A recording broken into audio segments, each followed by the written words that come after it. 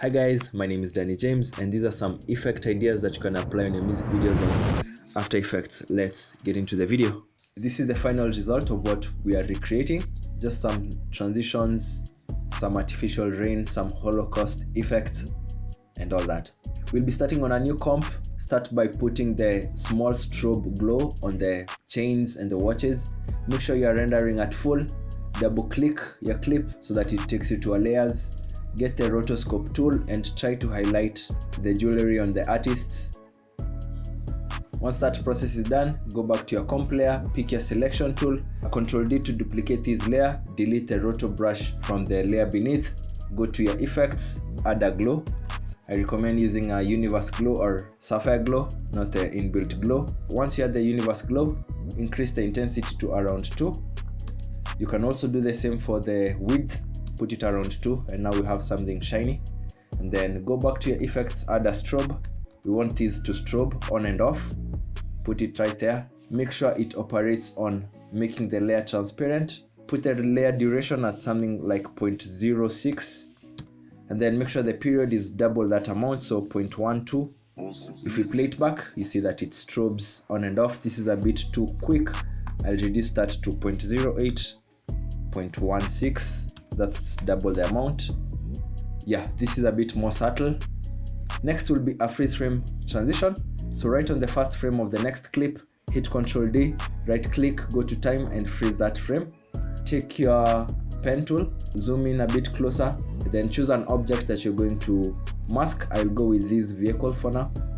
And then connect that mask back to my selection tool. I'll give this a different color. The first selection is this of the car. I'll duplicate this layer again, Ctrl D, hit M, delete that mask. Then I will choose somewhere else. From the example, I went with the artist on my far right. I'll select him once again, just make a simple mask around the subject. Link that, take my selection tool once again, and then I will move this a bit before the clip and then cut whatever comes afterwards. We'll apply the same effects that we used earlier, just put a strobe light on one of the freeze frames.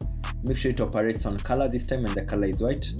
Let's put a similar duration, 0.08, and then strobe period 0.16. Once again, add a glow. Copy the two effects, put them on the second freeze frame.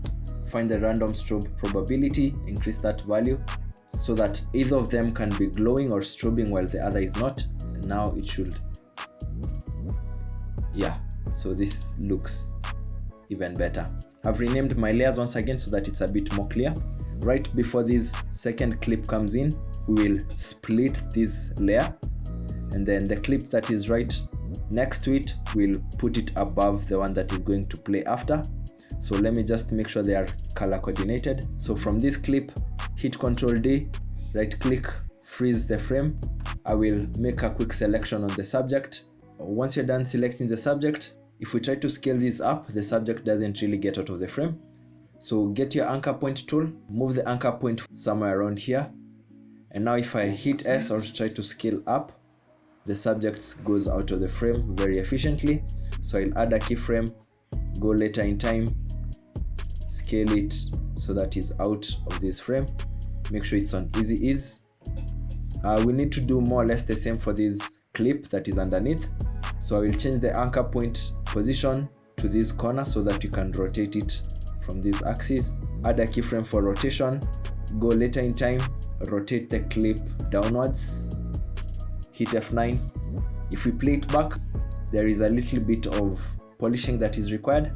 Highlight on the two keyframes for the clip that goes out, go to the speed graph, just edit your graph like this, and now it should be a bit smoother. Toggle switches and modes, if you can see that.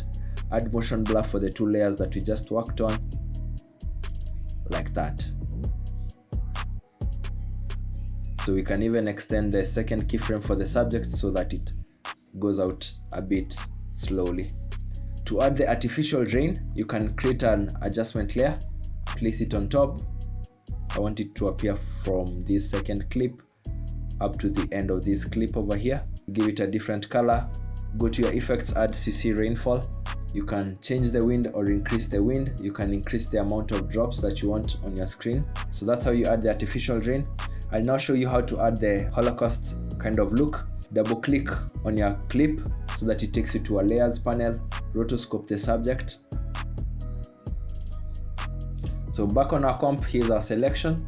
We'll need to duplicate this, delete the roto brush from the clip that is right below. So on the clip that has the roto brush, you'll need to pre-comp it, move all the attributes, you can trim it if you need to, then go to your effects, search for Holo Matrix. With the default settings, this is what it looks like. Just change the frame rate over here to the normal frame rate of your clip, which is about 24. And now we have the Holocaust effect on the subject.